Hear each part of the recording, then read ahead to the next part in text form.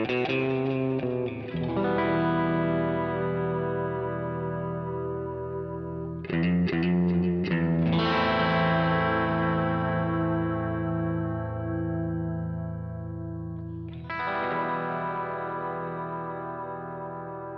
listening to Mark of the Maker.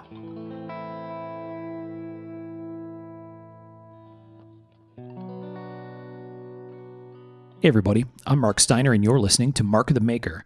This is another one of our mini-sodes, sort of a shorter episode. We'll see how short or long it ends up actually being. That kind of remains to be seen. But this one's with our man, Mr. Sean Kendrick. How are you, Sean? I'm dandy, bud. How you doing today? Good. And it's hot as hell here. Is it warm down there? Oh, dude, it's hotter than a fresh fox in a forest fire here. Jeez. Whoa, that's a lot of Fs. Yes, it is hot. It's been very humid too. We got a little bit of rain overnight. I was expecting to be cooling down today. It has not. It's still hot and humid as hell out there. Oh, dude, it rained here a little bit and it just made it stickier and worse. Yeah. Thanks a lot, nature. Yeah, what's up with that? All right. Well, this is the fourth in a series of episodes about Sean going back to school. So we've done 3 of them. The last one we did was in December of 2019, and I think you had just finished your second semester, and that meant you had a third semester, I assume, in the spring or winter, right, kind of time frame, and then you just started your fourth. Is that? Yeah, it was the spring semester, and now we're rolling into the fall semester. Okay. All right, so let's talk about that. What about your spring semester? Throw you in the Wayback Machine, man. What was your third semester all about? Okay, third semester was conversational programming. We were just basically learning to talk to the controllers on the computer-controlled machines. And, no programming, just standing there, learning the buttons, being able to tell it what to do, simple processes, like we're going to pocket this piece or we're going to have it come here so we can drill a hole or what have you. All pretty simple, straightforward stuff. And really just familiarizing you with the controls on the machines. I'm pretty sure we talked about that, maybe in one of our regular episodes, because I remember thinking how curious conversational programming sounds. Yeah. Makes it sound like it's Siri or Alexa or whatever, like you just pipe up into the machine. Oh, dude, if only it was that easy. Lathe, go to. Yes. Yeah. Not Cut so me lucky. 1024 thread, motherfucker. There you go. What else did you do third semester? That was it. That was the only class I had. Wow. All right. We went to it once a week. It was an 8-hour class, and we just worked every day. That ain't all bad. No. The projects we had weren't really turn-in projects. We would get it done, and our teacher would have a look at it to make sure it was okay. But it was expected that there was going to be a bit of loss, and just from learning. Right. And I don't know how the second half of the semester would have gone because we went on spring break and never came back. I was going to ask, man. Spring. It got weird come springtime of this past spring. Yes, it did, real quick, like. So what happened with you guys? They just kind of shut you down and you were done, or did you do stuff remotely or what? We did a little bit of stuff remotely. Our instructor, he sent us a link and we did Haas's online certification course. Ah, okay. And we all turned that into him. And that was the most of it, really. We did that. And then, 2 weeks before this fall semester started, we came back. We had, 4 days total. Well, we have until the end of December, but they gave us 2 weeks, and with how they had to split up classes, we had 4 days out of those 2 weeks that we could make up work from the spring semester. And we went in, and really we had all of the stuff we needed to get taken care of done in about a day and a half. Okay. So that closed out the spring semester. When December rolls around and they actually print grades for it, I should have an A in that. And then I was able to finish my math class. I think I mentioned that on the podcast. Yeah. Okay. So somewhere in there, I think since the last time we talked about school, it seems like you were talking somewhere along the way about having some influence on some equipment. You guys got some heat treat equipment or something, right? Yes, we did. Actually, Tuesday, we were able to do our first fire with it. I brought some of the pyro cones from the house that I have for my oven that I use to make sure that my temps are proper. It finally got hooked up. Everything was, juiced up and running. I got us a simple program in there to run us up where we needed to go, and it worked like a charm. Very cool. Yeah, pyro cones looked the way they should have looked when we went and checked them. Everything, just as perfect as you could have wanted them to be. And yeah, tickled with it. Very tickled with it. Awesome. Yeah, the Paragon oven, very nice, very nice. I like the controller on it. Fairly intuitive, easy to read, easy to program. Yeah. Do you have Paragon stuff at the house, or you have Even Heat at the house? Or Even Heat. I'm an Even Heat guy, actually. Okay. But Paragon at the school, very interesting. And the thing was, Paragon is more expensive, and we needed to use all of the money we had allotted for it to make sure we get that money again next semester. Right. Yeah, if you don't spend it, you lose it and get adjusted downward, right? Damn straight. And that ain't happening. Right. Ain't nothing about machining cheap. That's a fact, man. So did they not have any heat treat capability at all before? We had an old fucking, just a way old oven. I'd never seen one with the way the heating elements are inletted into it. I mean, it was seriously old tech, and just a set point controller on it for the heat, and just really bare bones model. Well, it wasn't bare bones. Hell, I guess at the time it was probably fairly high end. We went to try and see. Originally, we tried to replace the coils in it because, that's what makes sense. It had 2 sets of busted coils. All right, we'll replace those. They were like fucking $1,200 a set. Yikes. Yeah, no shit. I was like, holy shit. I usually replace a coil for $50. Right. So, weird. So it's some kind of almost like a collector thing, or like a rare or hard to get parts. Is that why they were so expensive? No, they weren't hard to get. Huh. We could have called and ordered them. They were just real proud of them, I reckon. Wow. And man, it's really simple. It's just a heating coil embedded in some like refractory brick. It wasn't nothing major. Interesting. So they haven't at least had a functional heat treat setup for some time, at least since it failed, I guess. Oh yeah, it had been a while. Like they could get it up to temp by the end of the day if our instructor came in early and turned it on, because it was, out of 4 elements, it was only firing on 2. Gotcha.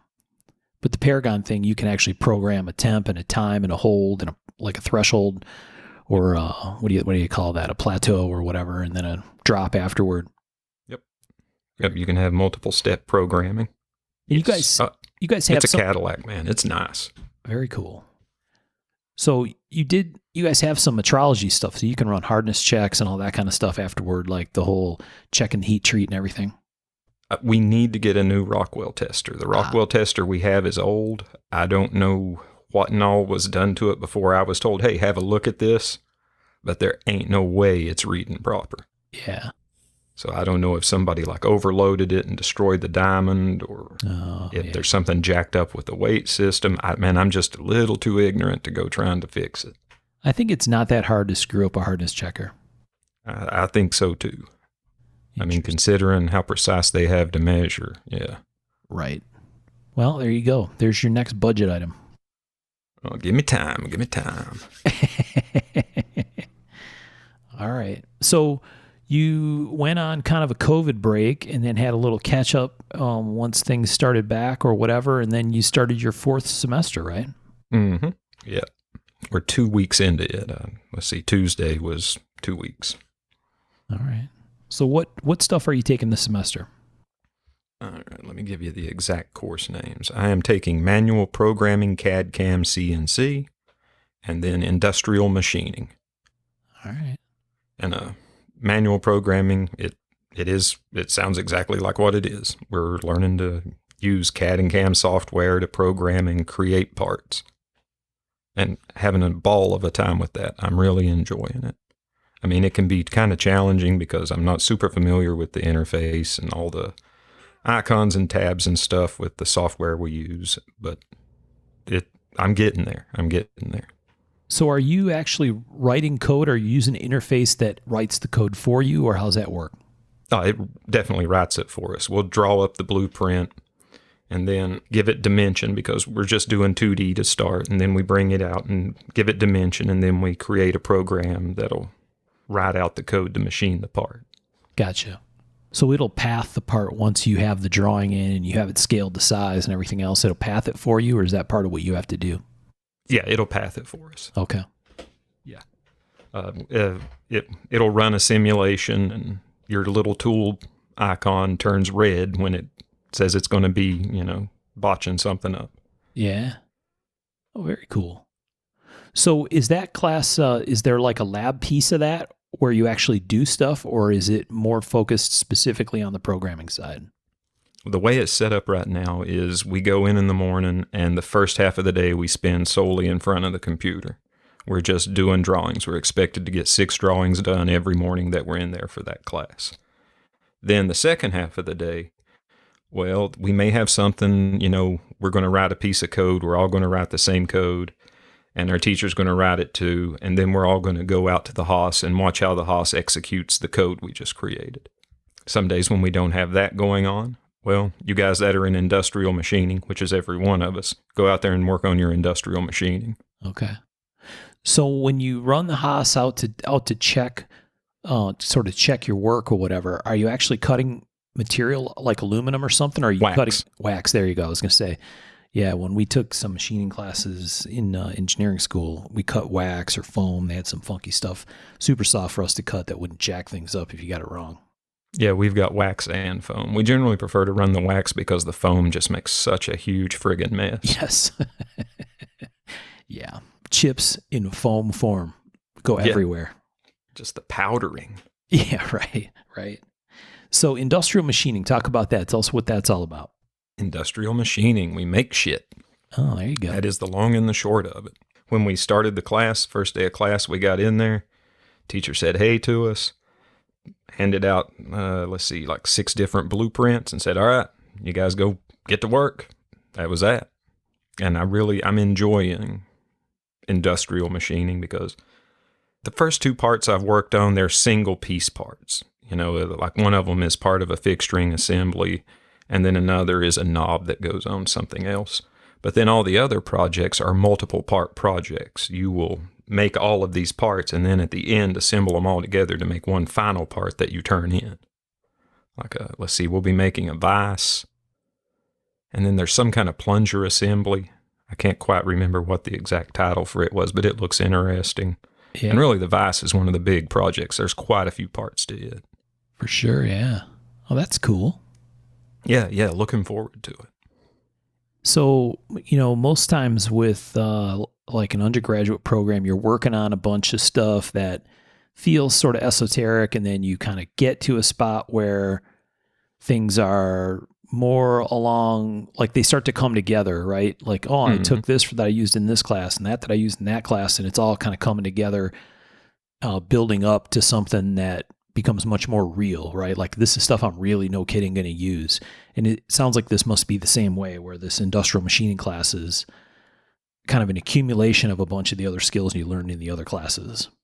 Oh yeah, man. Nail on, head on the nail on the head. That's exactly how it is. Yeah. Okay. Yeah. I mean, one of the reasons I'm really enjoying the semester so far is like a culmination of stuff I've been working toward, and I'm starting to get skills that I got into the whole thing for. Like just the other day, I made up a fixture so I can, once I get my numbers down for where the cutter needs to run, hopefully do some bolster work and stuff like that. Yeah. Very cool. Mm-hmm. All right. So this is your 4th semester, and you have 5 altogether. Is that for this program? Yep. Next semester should be the last one. Check that out. And so when you're done, you'll end up with like a certificate of some form or something? I'll have an associate's degree in computerized manufacturing and machining. Yeah. Holla. All right. So the COVID thing happened in the spring. How exactly did that go down? That was weird for everybody. I know, like at work, I was at work and we heard that stuff was happening, and we kind of got a notification that said, all right, so grab what you need because tomorrow nobody's coming in. You know what I mean? So I was like looking around my office like, okay, what do I need exactly to take home today? And then boom, you were done. So how did the school thing, did you guys kind of have a ramp out, or was it dead ended like that, or what happened?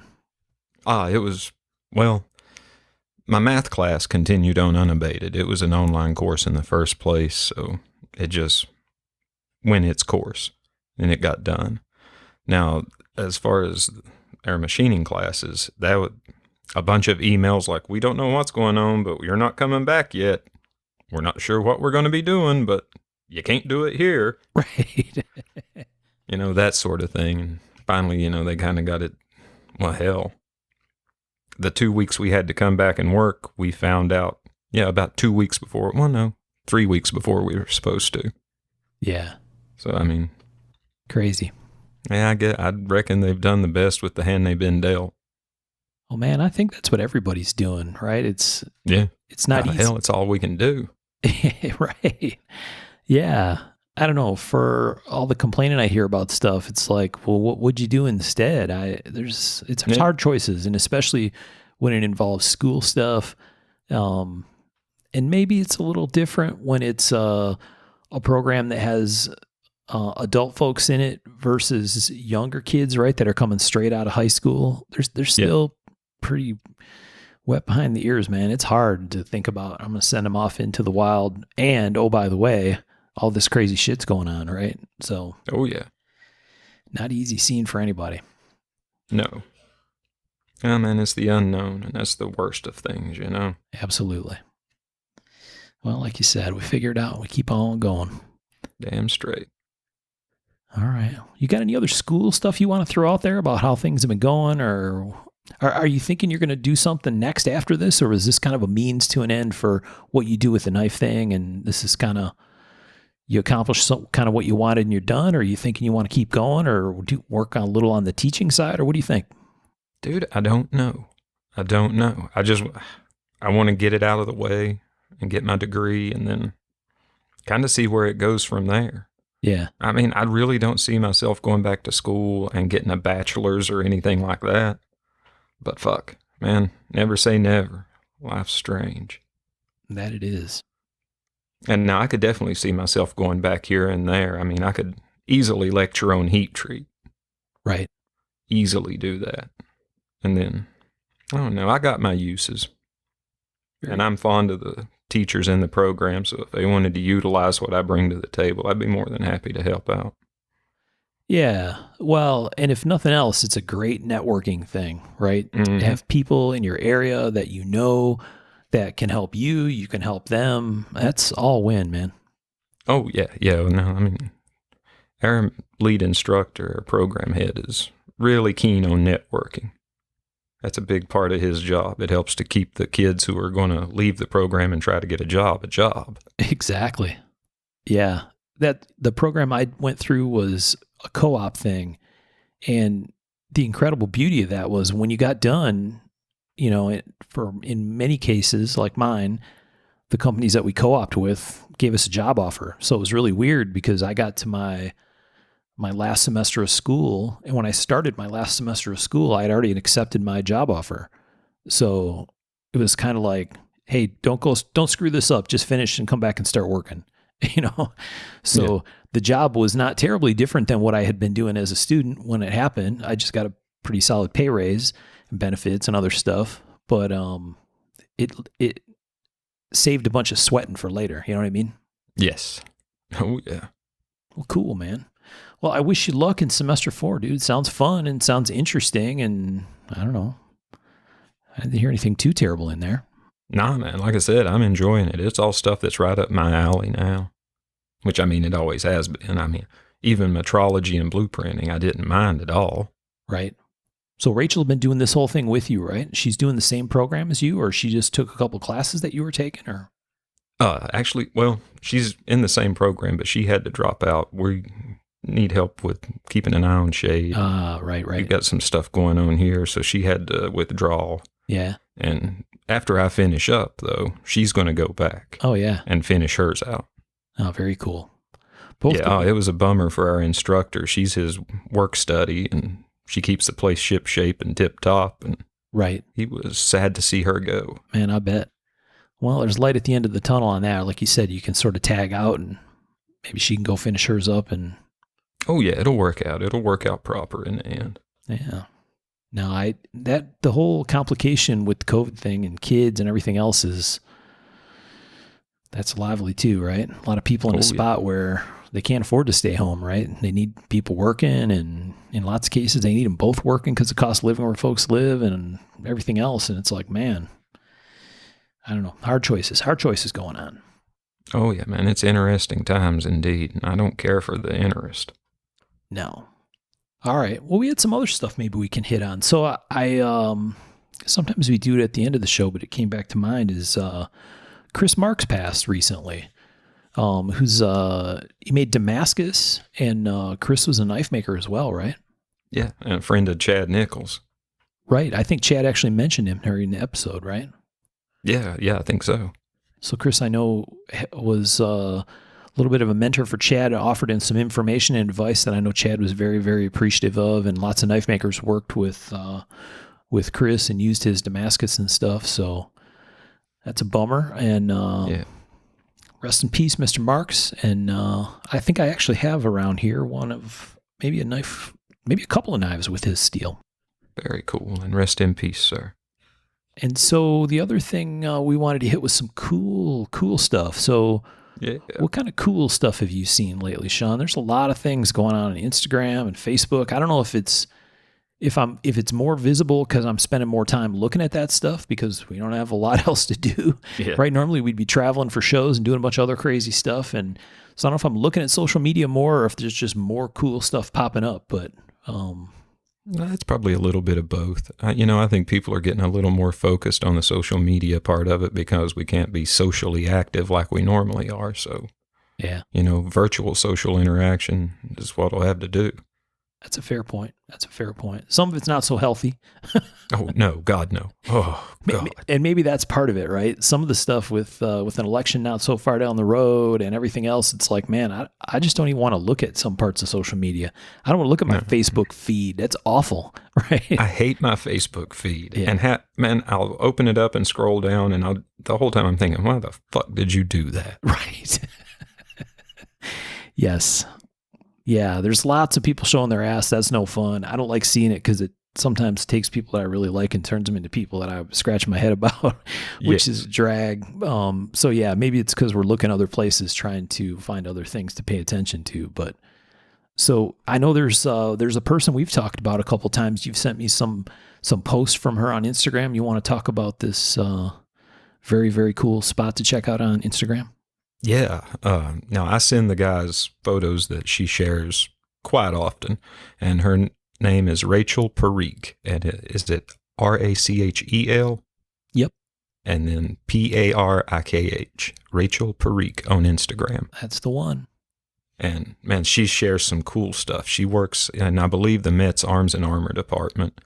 And she's always just sharing great stuff that she's working on for the day, be it swords or armor or some cool stirrups off of a saddle or what have you. It's always some kind of neat antiquity, and half the time it has an edge to it. Yeah, Rachel, Rachl.Parikh.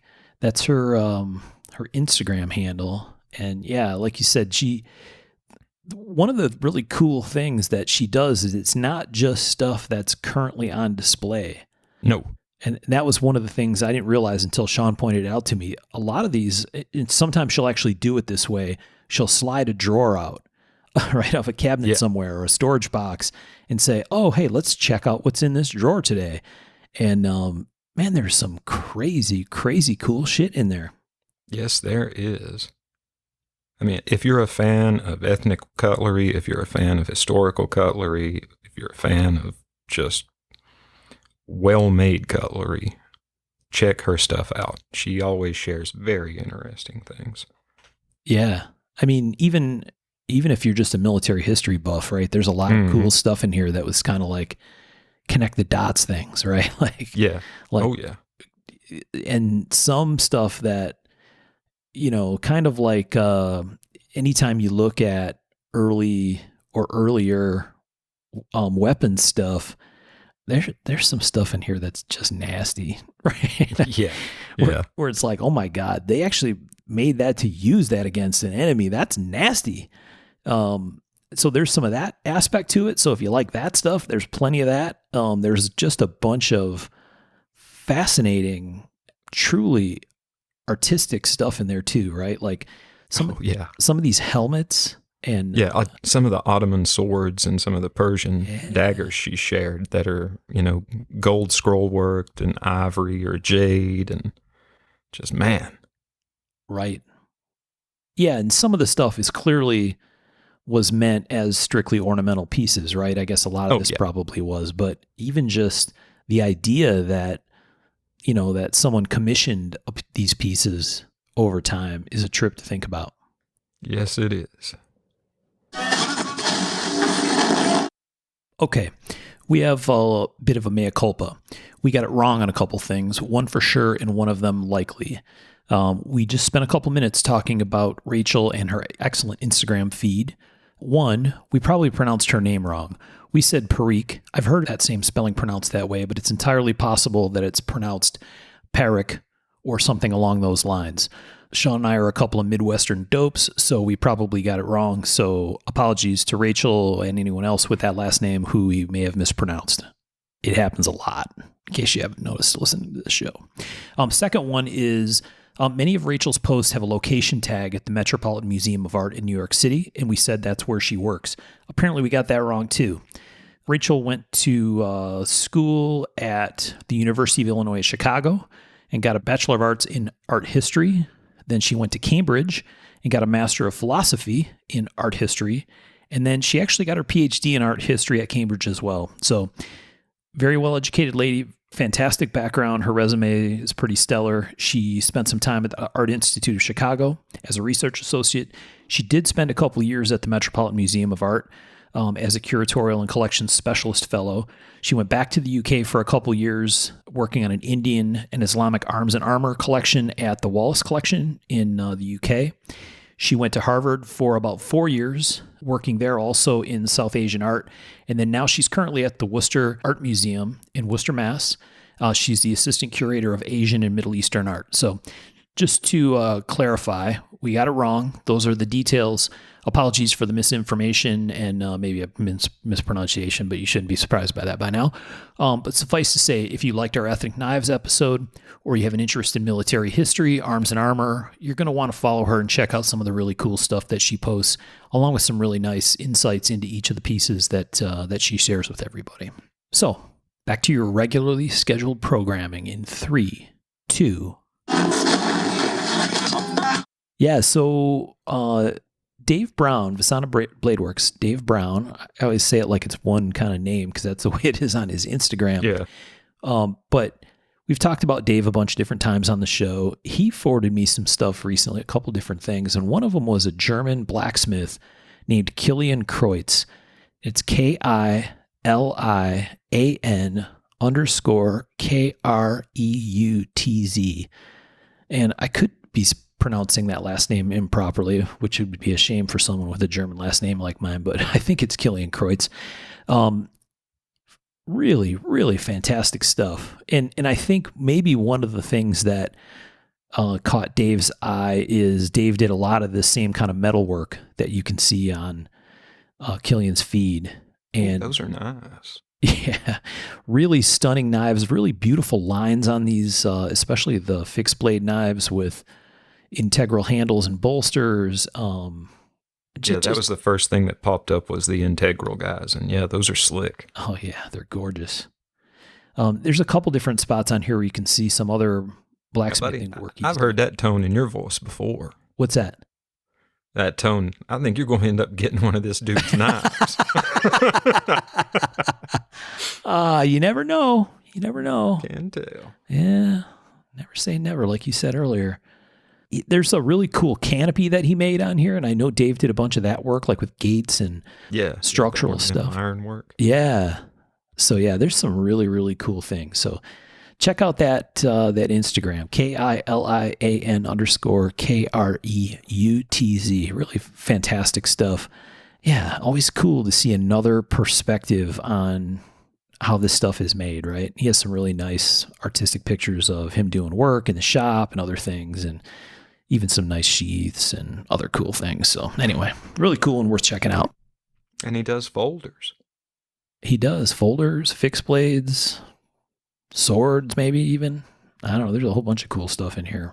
And the folder I'm looking at looks gorgeous. It's got some ivory on it, and then forward and rear bolster. I don't. All Damascus. Yeah. Just a gorgeous piece. The picture I'm looking at was taken with a potato, though, and I can't tell what's inlaid in the ivory. I think it's a little Damascus pin. That's what it's something circular. I know that. Yeah. Yeah, I think I'm going to look back and see. Yeah, that's actually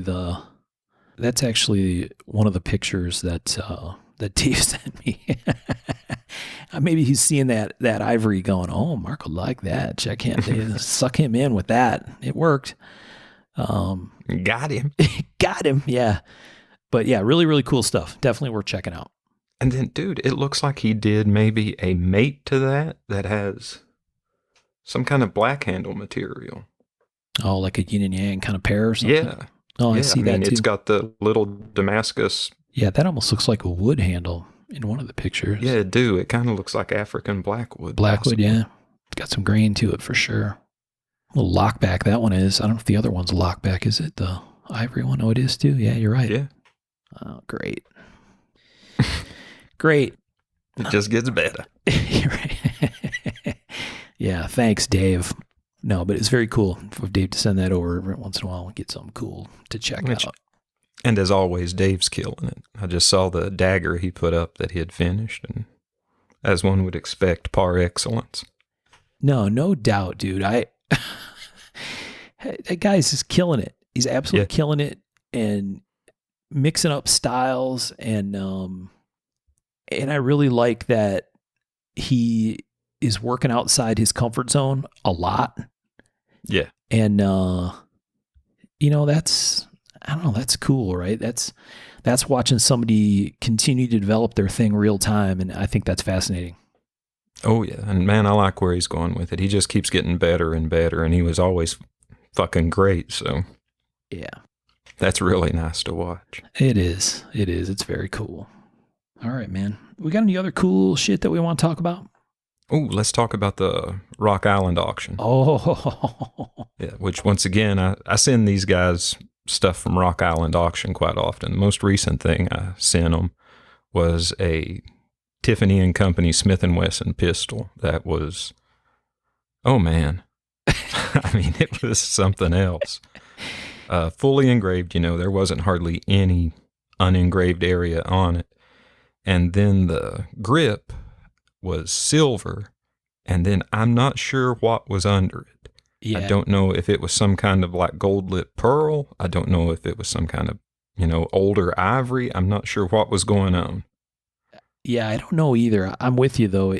It's almost like it almost looks like gold or black lip encased in some very elaborate silver work. I don't know if the silver's inlaid. It's hard to tell from the picture. It actually looks like it's standing proud, but oh yeah, I didn't mean inlaid, but yeah, it's definitely under it. Yeah, silver is over top. That's most fancy stippling job I've ever seen. Yeah. It's crazy silver scroll work that matches into the scroll work that's engraved onto the pistol. And this thing is like late 1800s, early 1900s era Tiffany. Yeah.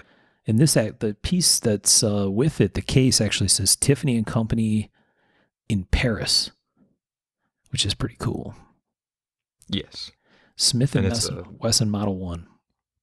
Yeah, just a gorgeous old school break top revolver, which I'm a fan of that style of revolver anyway. And then with how well that piece was done, it floated in my boat. Yeah, very, very cool stuff. Rock Island Auction, all is one word. Definitely worth a follow, and it's not just guns. They get consignments of edged weapons all the time. If you picked up the catalog, I'm sure you would find at least several pages of high-end cutlery in it. They always have some really nice stuff up for auction. Yeah. Yeah, very cool. I think I've mentioned them on there before. They auctioned off one of the Randall Gladiuses. Yeah. Yeah, they come by some oddball stuff. Oh, yeah, for sure. And you said normally their catalog is a printed catalog, right? You said, yeah. I think you mentioned somewhere before we started recording that it's available to download or something now? Yeah. Normally you have to pay for their auction catalog, but it's well worth the price. I mean, all the photos are extraordinarily well done. Everything's arranged really nice. It's like a high-end coffee table book, basically, that you're getting. But, because of COVID and people can't show up for the auctions anymore, everybody's got to bid online.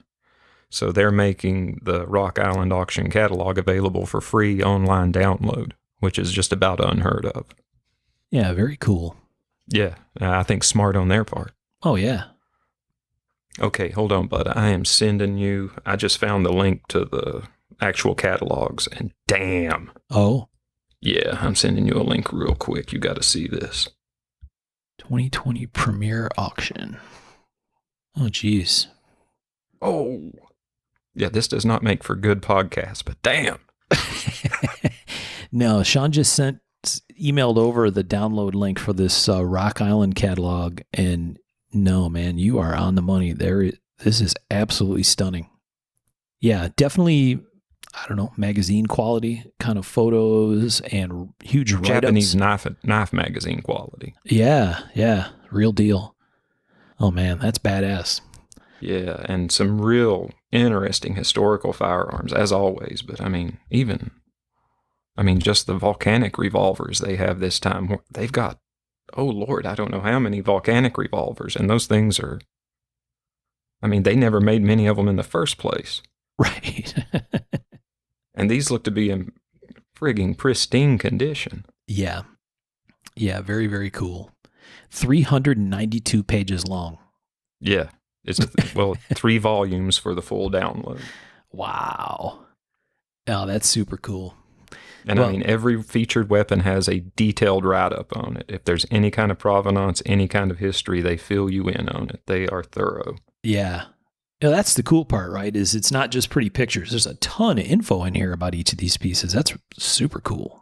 Oh, yeah. They could easily be used as a reference work. Yeah. Which I think is one of the reasons they sell the catalogs, to be honest with you. They are a good reference. I have a couple that I go back to every now and again.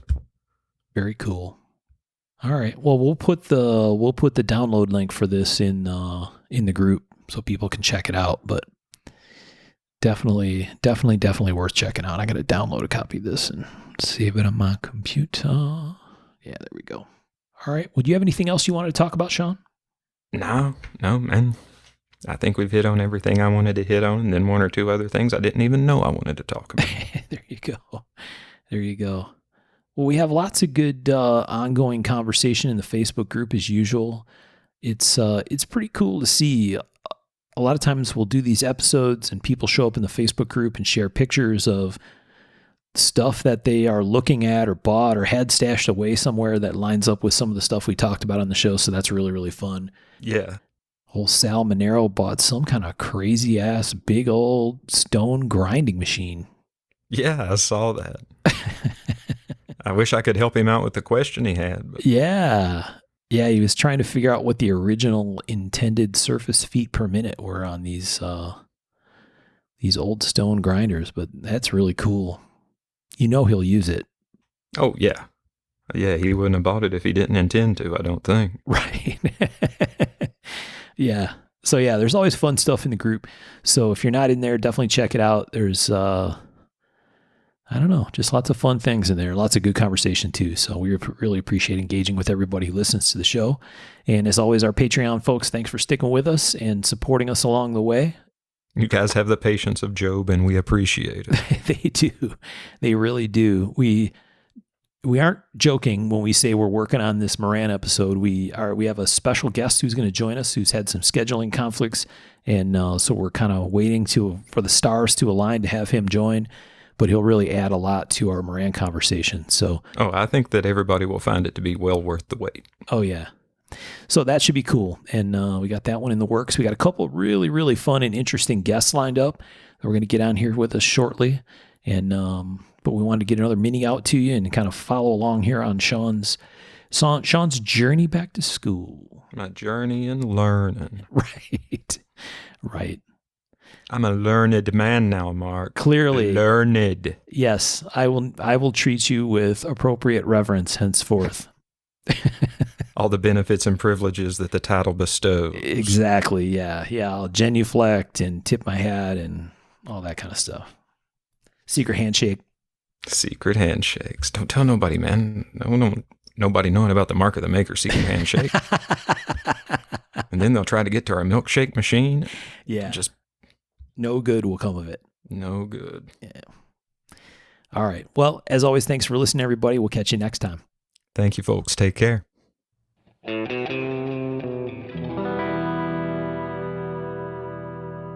To learn more about our makers, you can find Tom Crine on the web at crineknives.net, in his Facebook group, Crine Knives, or in his Instagram account, at Crine Knives.